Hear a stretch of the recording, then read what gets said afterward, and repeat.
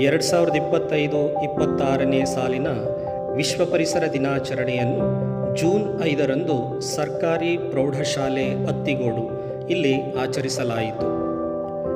ಏಕ್ paid ಮಾ K ನಾಮ್ ಎಂಬ ಪ್ರಧಾನಮಂತ್ರಿಗಳ ವಿಶೇಷ ನೇರ ಪ್ರಸಾರ ಕಾರ್ಯಕ್ರಮವನ್ನು ವಿದ್ಯಾರ್ಥಿಗಳು ತರಗತಿಯಲ್ಲಿ ವೀಕ್ಷಿಸಿದರು. ಅನಂತರ ಭುವನ ಇಕೋ ಕ್ಲಬ್ ಮತ್ತು ರಾಷ್ಟ್ರೀಯ ಸೇವಾ ಯೋಜನೆಯ ಸಹಯೋಗದೊಂದಿಗೆ ಶಾಲಾ ಆವರಣದಲ್ಲಿ ವಿವಿಧ ಗಿಡಗಳನ್ನು ನೆಡಲಾಯಿತು. ಶಾಲೆಯ ಮುಖ್ಯ ಶಿಕ್ಷಕರಾದ ಶ್ರೀಯುತ ನಾಗಶೆಟ್ಟಿ ಸರ್ ಮತ್ತು ಸಹಶಿಕ್ಷಕರುಗಳು ವಿದ್ಯಾರ್ಥಿಗಳಿಗೆ ಪರಿಸರ ದಿನಾಚರಣೆಯ ಮಹತ್ವವನ್ನು ತಿಳಿಸಿ ಪರಿಸರ ಜಾಗೃತಿಯನ್ನು ಮೂಡಿಸುವ ಮೂಲಕ ವಿಶೇಷವಾಗಿ ಕಾರ್ಯಕ್ರಮವನ್ನು ಆಚರಿಸಲಾಯಿತು.